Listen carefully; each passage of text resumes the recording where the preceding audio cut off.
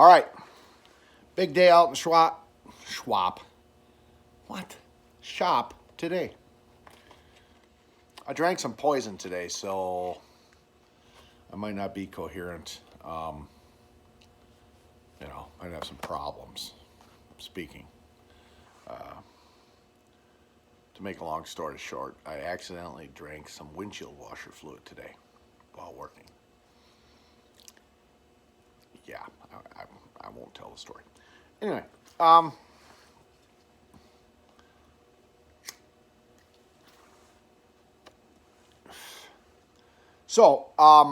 went up. My friend Bert, one of my customers that we got a lot in common, kind of became buddies of sorts.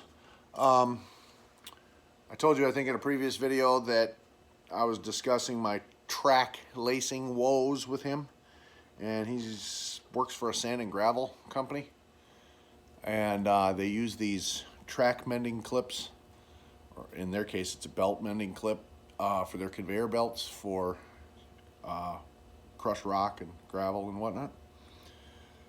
And he got me a handful of them from work.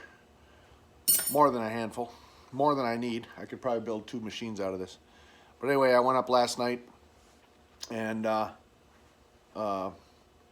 gave him a 6-pack of beer in exchange for a quarter of a bucket full of these clips. I'll tell you what, I think these might be the answer. These are pretty awesome. Here's the bucket. Okay. Now, these things are pretty intense as far as putting them together. But when you purchase them, they come with a tool, with the tools you need, okay? So I will show you. Here's the clips. Okay. Individually, they look like this.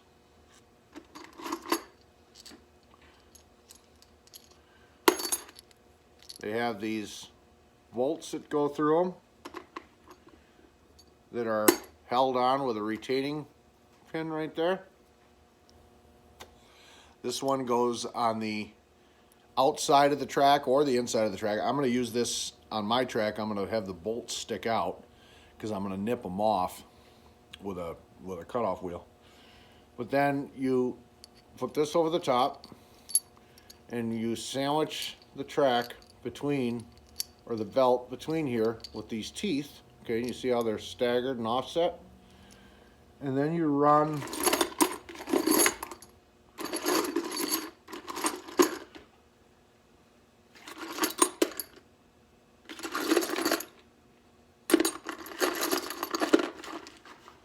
these special nuts down on top, and you see how they're tapered? Don't drop it. I don't have a lot of these. So it's tapered.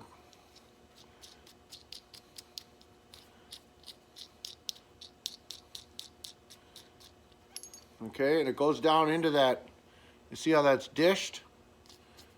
So it nestles down into there. And once it nestles in there, you can't get a socket on it, right? So it's recessed. So then you take this special tool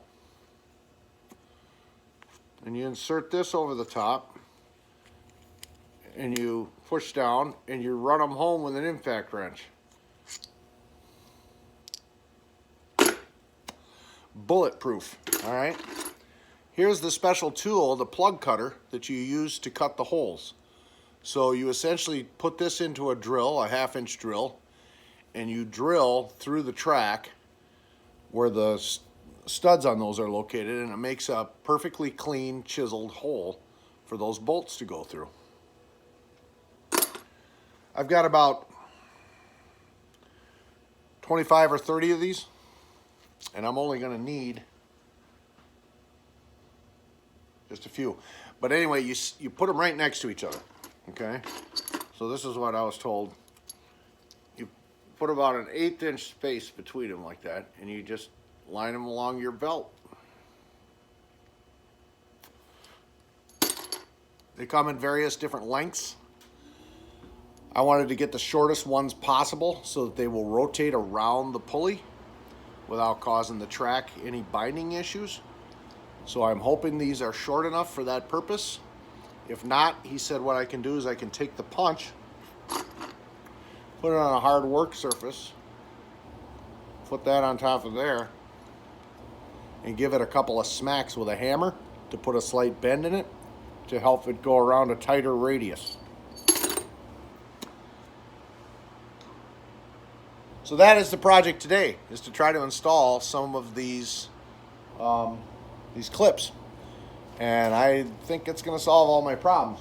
But I've been thinking about it today when I was driving around. I think I might shorten this track up even more. I might take out one more section of this track. Because when I had the whole track all assembled together before, I noticed that my track tensioner bolts, in order to get the track tight, were all the way seated. I mean, all the way screwed in. There was no room for any more tightening of the track. So I think I might take another section out of this track, which will take out about 3 more inches. And then I can have the adjusters backed way off.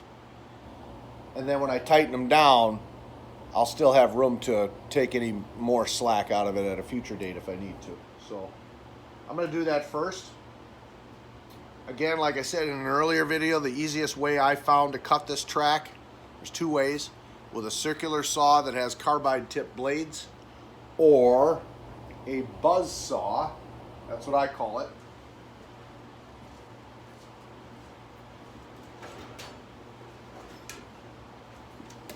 Because the head on this thing buzzes. This is a trim cutting saw. It's got little tiny serrations on the thing. And I draw a line on the track, and then I just run this back and forth on that line, and it just cuts its way through the track eventually. Not right away, not in one pass. You gotta go back and forth and work your way down. But it does a nice clean cut on that track. A lot easier to handle and manage too and control than a circular saw, especially on a snowmobile track, which has got all kinds of ridges and bumps and whatnot. So that being said, oh, I've got my gas can. Can you see it there? Got that mounted. We're gonna have to take it off. How perfect is that, huh? Out of the way. Extra 3/4 gallon of gas. I can go on some trail rides now. So I gotta lift the machine back up in the air again. Oh, the top is on. The new top is on. It's all painted. Looking pretty. But I'm gonna take it off so I can handle the track easier. I can deal with the track easier. It's much easier to thread that track up around that front sprocket if you have that access panel that you can take off. See, I just put sheet metal screws around it. Now I can just burn all those sheet metal screws out and lift that whole lid right off of there. And then I can fish the track up over that front drive sprocket without having to lift the machine up in the air or tip it over or anything like that to do it. Much easier to deal with. So I'm going to burn those out of there. I'm going to pull the track back out. I'm going to cut off another section out of that track to shorten it up.